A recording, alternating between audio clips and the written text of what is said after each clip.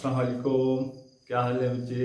आज हम स्टार्ट कर रहे हैं chapter number 2 vectors and equilibrium को। जी हाँ, एक बहुत आसान चैप्टर। बच्चे देखिए, आज हम ये स्टडी करने वाले हैं कि वेक्टर्स क्या होते हैं। क्लियर। लेकिन इसको जानने से पहले आज हमें ये जानना भी ज़रूरी है कि फिजिकल क्वांटिटीज़ क्या होती हैं। और हम ये बात स्टडी कर चुके हैं बहुत अच्छे से कि all the measurable quantities are called physical quantities. जी हाँ, वो तमाम क्वांटिटीज़ जिनकी मेजरमेंट हो जाए, जो पैमाइश में आ जाए, उनको हम क्या बोलते हैं सर? फिजिकल क्वांटिटीज़ बोलते हैं। अच्छा भाई बताइए कौन सी होती हैं वो। तो देखिए बच्चे, फॉर एग्जाम्पल मैं कहता हूं कि आपके पास जो बुक है उसकी लेंथ कितनी है, तो आप मेजर करते हैं तो वो आती है 10 सेंटीमीटर। तो ये 10 सेंटीमीटर कौन सी क्वांटिटी है? ये फिजिकल क्वांटिटी है। क्यों? ये मेजर हो चुकी है। इसी तरह मैं आपसे पूछता हूं कि सर टाइम क्या हो गया है, तो आप कहते हैं कि टाइम तो सर इस वक्त हो चुका है 9:10। तो 9:10 आपने मुझे टाइम बताया है, ये फिजिकल क्वांटिटी है क्योंकि ये मेजरमेंट इसकी हो चुकी है। इसी तरह आप दुकानदार के पास जाते हैं और आप उससे कहते हैं कि हमें 5 किलोग्राम चीनी दे दीजिए। तो ये जो 5 किलोग्राम आपने उससे चीनी की डिमांड की है, ये कौन सी क्वांटिटी है? ये फिजिकल क्वांटिटी है। याद रखिएगा। इसी तरह आपकी पॉकेट के अंदर जो पैसे हैं, जो मनी है, वो भी फिजिकल क्वांटिटी है क्योंकि वो मेजरमेंट में आ जाती है। तो याद रखिएगा, जो पैसे होते हैं, जो मनी होती है, वो भी क्या होती है? फिजिकल क्वांटिटी होती है। इसी तरह बच्चे याद रखिएगा, हमारे पास ये जो इस कमरे का एरिया है, या फॉर एग्जांपल इस व्हाइट बोर्ड का जो एरिया है, ये भी मेजर हो जाता है। क्लियर। तो ये भी कौन सी क्वांटिटी है? फिजिकल क्वांटिटी है। इस कमरे का वॉल्यूम मेजर हो सकता है, लेंथ भी, विड्थ भी और हाइट भी, ये तीनों चीजें मेजर हो सकती हैं। तो ये बच्चे, ये भी कौन सी क्वांटिटी हुई? ये भी फिजिकल क्वांटिटी हुई। इसके अलावा आप मुझसे पूछें कि सर आपकी हाइट कितनी है, तो मैं कहता हूं भाई मेरी हाइट जो है, ये मान लीजिए ये 5 फुट और 6 इंच है। तो आप बच्चे ये कह सकते हैं कि सर ये कौन सी क्वांटिटी है? ये फिजिकल क्वांटिटी है क्योंकि ये मेजरमेंट में आ गई है। क्लियर। जी हाँ। इसी तरह आप मुझसे मेरी उम्र पूछे तो मैं बता सकता हूँ भाई 26 ईयर है। तो ये जो 26 ईयर मैंने एज आपको बता दी है, ये भी फिजिकल क्वांटिटी है। क्यों? ये मेजरमेंट में आ चुकी है। इसी तरह फोर्स भी मेजर हो जाती है। अभी कितने न्यूटन फोर्स लगी? 5 लगी, 10 लगी, कितनी फोर्स लगी? तो बच्चे फोर्स जो है, याद रखिएगा, ये भी कौन सी क्वांटिटी है? फिजिकल क्वांटिटी है। इसी तरह एक गाड़ी जा रही है और मैं कहता हूं भाई 80 किलोमीटर पर हार से जा रही है। तो अब जो 80 किलोमीटर पर हार से जो गाड़ी जा रही है, ये भी फिजिकल क्वांटिटी है। जब आप बाइक पे आते हैं तो आपकी बाइक की स्पीड भी आपको पता चल जाती है, तो वो भी कौन सी क्वांटिटी है? फिजिकल क्वांटिटी है। इसके अलावा और भी बहुत सारी हैं। वेलोसिटी है, ठीक है, टॉर्क है, और मोमेंटम है, एक्सेलरेशन है। ये सारी वो क्वांटिटीज हैं जो मेजरमेंट में आ जाएं। तो हम सबसे पहले लिखेंगे फिजिकल क्वांटिटीज क्या होती हैं। Define physical quantities. Clear. Define physical quantities. Clear. तो बच्चे कौन सी होंगी फिजिकल क्वांटिटीज? हम लिखते हैं all measurable, all measurable quantities, all measurable quantities are called physical quantities. Clear? तो बच्चे हमको समझ आ गई फिजिकल क्वांटिटीज क्या होती हैं। क्लियर। अब बच्चे हम ये कहेंगे कि सर ये कितनी तरह की होती हैं, तो याद रखिएगा ये 2 तरह की होती हैं। एक स्केलर फिजिकल क्वांटिटीज और दूसरी जो होती हैं वो वेक्टर फिजिकल क्वांटिटीज होती हैं। तो बच्चे हमने किसको पढ़ना है? वेक्टर्स को। लेकिन वेक्टर्स को स्टडी करने से पहले स्केलर के बारे में भी जानना जरूरी है। बच्चे सबसे पहले हम यहाँ पे ये कहेंगे कि स्केलर फिजिकल क्वांटिटीज कौन सी होती हैं। स्केलर फिजिकल क्वांटिटीज कौन सी होती हैं। क्लियर। तो हम यहाँ पे कहेंगे, मैं बहुत आसान लफ्जों में आपको बता रहा हूं, इसको अपने जहन में अच्छे से बिठा लीजिए। The quantities which have no direction, क्या बोला मैंने, वो क्वांटिटीज जिनको डिफाइन कब हम करेंगे तो वहां हमें डायरेक्शन की जरूरत नहीं पड़ती। बहुत आसान लफ्जों में मैंने आपको ये बात बताई कि वो क्वांटिटीज जहां डायरेक्शन की जरूरत ना हो उन क्वांटिटीज को हम क्या बोलते हैं, स्केलर बोलते हैं। तो बच्चे हम लिख रहे हैं इसको लिखते हैं the quantities which have no direction. क्या बोला बच्चे मैंने, द क्वांटिटीज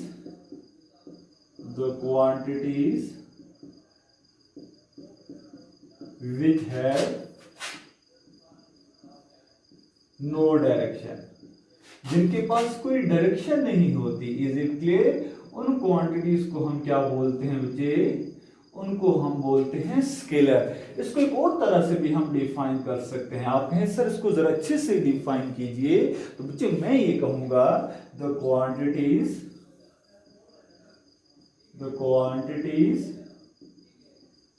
विच हैव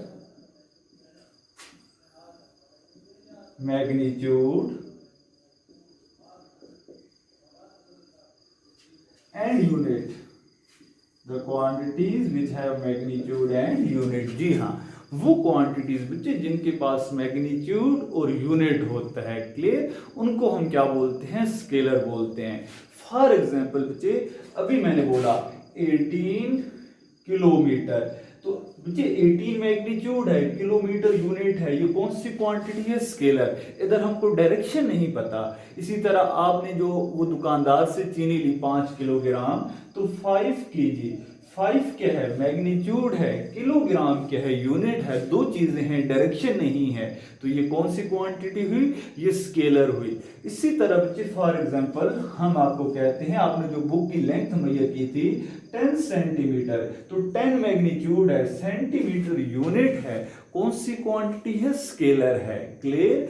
इसी तरह बच्चे हमने और भी बहुत सारी मेजरमेंट्स की, टाइम मेजर किया, तो टाइम बच्चे देखिए मैंने कहा था कि 9:10, तो बच्चे देखिए यहाँ पे ये 9:10 मैग्नीट्यूड है और ये जो मिनट है ये यूनिट है टाइम का, क्लियर, या सेकंड भी आप कर सकते हैं इसको।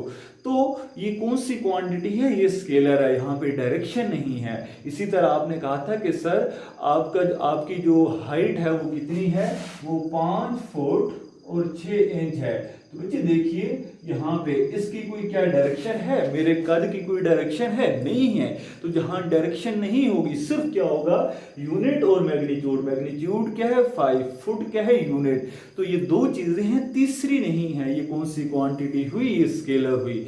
इसी तरह बच्चे हमारे पास स्पीड होती है कि एक गाड़ी की स्पीड 80 किलोमीटर पर आवर है, क्लियर, यहाँ बल्कि मैंने लिखा भी है, तो डायरेक्शन तो नहीं है ना कि गाड़ी कहाँ जा रही है, ईस्ट जा रही है, वेस्ट जा रही है, नॉर्थ जा रही है या साउथ जा रही है, कहाँ जा रही है, डायरेक्शन नहीं है। कौन सी क्वांटिटी है, स्केलर फिजिकल क्वांटिटी है। इसी तरह मैं इस व्हाइट बोर्ड का एरिया मालूम करता हूँ, तो एरिया भी बच्चे कौन सी, मैं कहता हूँ जितना भी मैं एरिया मालूम कर लेता हूँ, तो एरिया कौन सी क्वांटिटी है, ये स्केलर है, क्योंकि एरिया की कोई डायरेक्शन नहीं होती। मैं ये तो नहीं कह सकता कि ये जो कमरा है इसकी ये डायरेक्शन है, क्लियर, इसके एरिया की ये डायरेक्शन है, नहीं बच्चे, एरिया की कोई डायरेक्शन नहीं होती, वॉल्यूम की कोई डायरेक्शन नहीं होती, क्लियर। तो याद रखिएगा लेंथ, मैस, टाइम, स्पीड, ये वो क्वांटिटीज हैं जो स्केलर हैं, क्लियर। अब बच्चे हम बात करेंगे वेक्टर्स के बारे में, तो स्केलर को बच्चे अच्छे से नोट कर लीजिएगा। अब हम बात करेंगे किसकी, वेक्टर्स की। तो बच्चे वेक्टर्स कौन सी क्वांटिटीज होती हैं, अब हम अपने काम वाली बात करेंगे। तो याद रखिएगा बच्चे वेक्टर्स,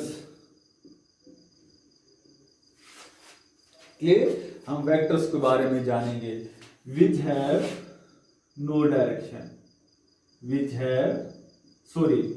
हैव डायरेक्शन, जिनके पास क्या होती है, डायरेक्शन होती है, क्लियर। जिनको डिस्क्राइब करने के लिए हमें क्या जरूरत पड़े, डायरेक्शन की जरूरत पड़े, उनको हम क्या बोलते हैं, विच हैव डायरेक्शन, जिनके पास डायरेक्शन हो उन क्वांटिटीज को हम क्या बोलते हैं, वेक्टर्स बोलते हैं। या हम इसको यूं लिखेंगे, द क्वांटिटीज कौन सी सर, विच हैव मैग्नीट्यूड जिनके पास मैग्नीट्यूड होगा, मैग्नीट्यूड से मुराद की चीज कितनी बड़ी है छोटी है, यूनिट, यूनिट भी होगा एंड डायरेक्शन, और साथ क्या होगी, डायरेक्शन भी होगी। एक तो यूनिट भी होगा, मैग्नीट्यूड भी होगी और प्लस डायरेक्शन भी होगी, उनको हम क्या बोलेंगे, वेक्टर्स। आसान लफ्जों में क्या बोला कि विच हैव डायरेक्शन, जिनके पास डायरेक्शन हो। थोड़ा अच्छा करके बताया तो क्या कहा, the quantities which have magnitude, unit and direction, वो क्वांटिटीज जिनके पास मैग्नीट्यूड भी हो, यूनिट भी हो और डायरेक्शन भी हो, उनको हम क्या बोलते हैं, वेक्टर्स बोलते हैं। क्लियर। अब फॉर एग्जांपल, सर कोई एग्जांपल दे दीजिए। तो बच्चे हमारे पास जो फोर्स है, ये फोर्स कौन सी क्वांटिटी है, याद रखिएगा, फोर्स जो है ये वेक्टर क्वांटिटी है। फॉर एग्जांपल इस मार्कर के ऊपर मैंने ये फोर्स लगाई, ये इधर राइट चला गया, ये फोर्स लगाई लेफ्ट चला गया, ये फोर्स लगाई अप चला गया, ये फोर्स लगाई डाउन चला गया। तो मैं फोर्स लगाऊंगा तो इसको डायरेक्शन जरूर मिलेगी, लेफ्ट की, राइट की, अप की, डाउन की, आगे की, पीछे की।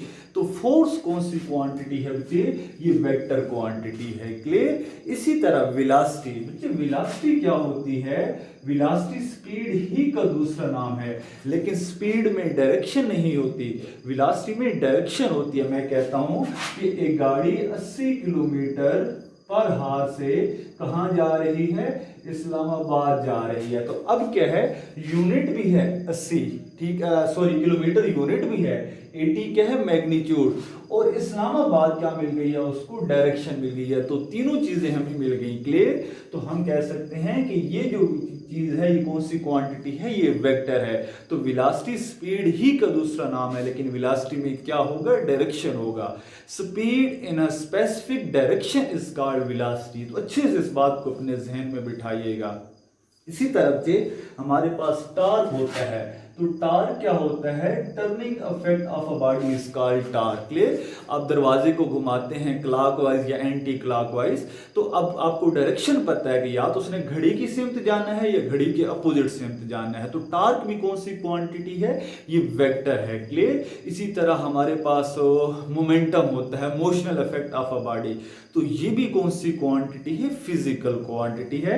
तो बच्चे हमारे पास डेली लाइफ के अंदर बहुत सारी ऐसी क्वांटिटीज हैं जिनके पास मैग्नीट्यूड भी होगी, यूनिट भी होगी और प्लस डायरेक्शन होगी, उनको हम क्या बोलेंगे, वेक्टर्स बोलेंगे। क्लियर। मैं कहता हूं एक गाड़ी 80 किलोमीटर पर हार की स्पीड से इस्लामाबाद जा रही है, तो ये वेक्टर क्वांटिटी है। या ईस्ट जा रही है, वेस्ट जा रही है, नॉर्थ जा रही है, साउथ जा रही है, डायरेक्शन दे दी है, ये कौन सी क्वांटिटी हुई, ये वेक्टर क्वांटिटी। तो होपफुली बच्चे ये आपको स्केलर और वेक्टर का कोई फर्क समझ आ गया होगा। अब हम चलते हैं कि वेक्टर को रिप्रेजेंट कैसे करेंगे।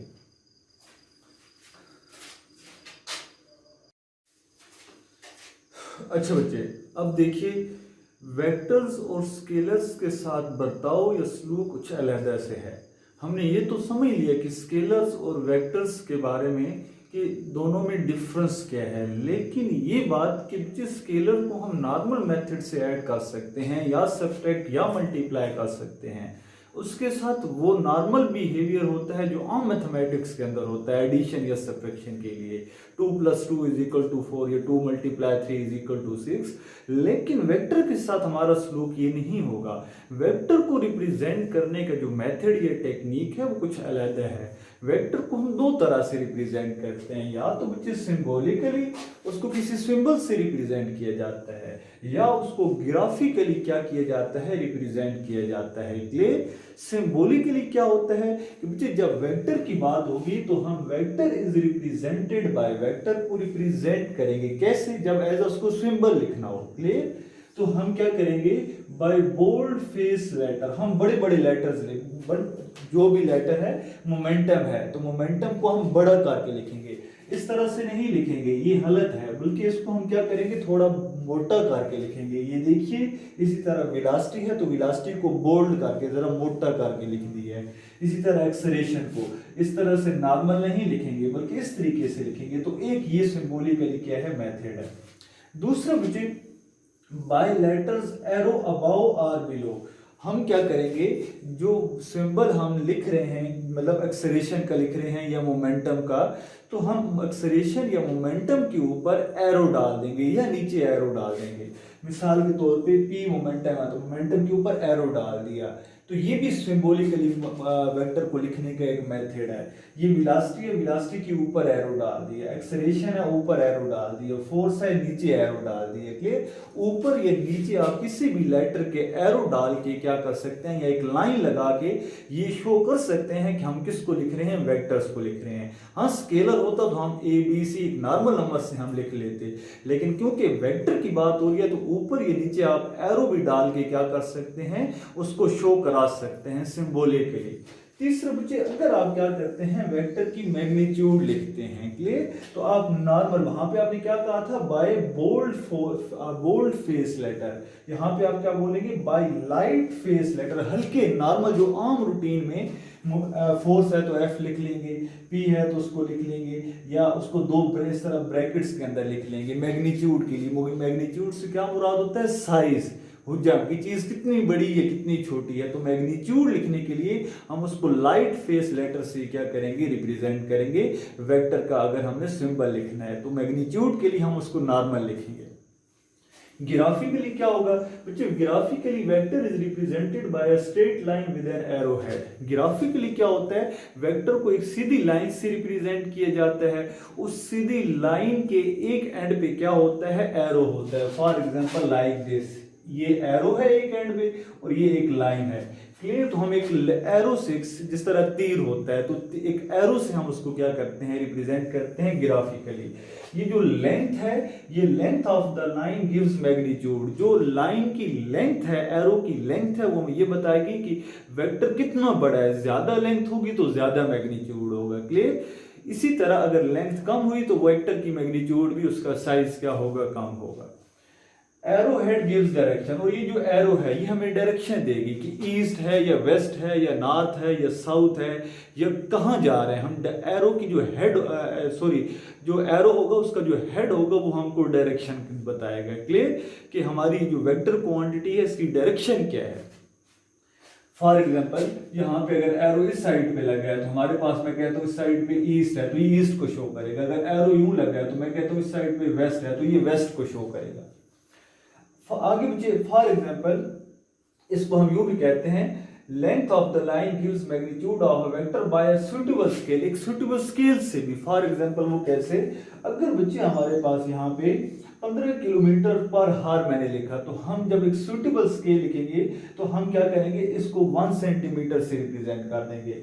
अब 30 किलोमीटर पर हार लिखना है तो हम इसको क्या लिख देंगे, 2 सेंटीमीटर लिख देंगे। इसी तरह अगर 45 किलोमीटर पर हार लिखना है तो हम उसको क्या लिख देंगे, 3 सेंटीमीटर लिख लेंगे। तो बच्चे उसको हम क्या कर लेंगे, एक लाइन से रिप्रेजेंट कर लेंगे। मतलब यहाँ से यहाँ तक 1 सेंटीमीटर, 1 सेंटीमीटर का मतलब क्या है, 15 किलोमीटर पर हार। यहाँ से यहाँ तक कितना हो गया, 2 सेंटीमीटर, 2 सेंटीमीटर का क्या मतलब है, 13 किलोमीटर पर हार। और यहाँ से यहाँ तक क्या मतलब हुआ, 3 सेंटीमीटर, इसका मतलब क्या हुआ, 13 किलोमीटर पर हार। Is it clear, sorry 45 kilometre पर हार। अब अगर जस्ट हम 45 किलोमीटर पर हार को रिप्रेजेंट करना होता तो एक बहुत लंबी लाइन बनती, तो हमने उसको एक सूटेबल स्केल से, खास स्केल की मदद से क्या कर लिया, जो लेंथ ऑफ लाइन है उसकी मैग्नीट्यूड को क्या कर ली है, रिप्रेजेंट कर लिया। तो ये बच्चे वो मेथड है, ग्राफिकली हम वेक्टर को क्या कर सकते हैं, रिप्रेजेंट कर सकते हैं। तो होपफुली बच्चे ये आपको समझ आ गया होगा। इंशाल्लाह मिलते हैं नेक्स्ट टॉपिक में, रेक्टेंगुलर कोऑर्डिनेट सिस्टम। अल्लाह हाफिज।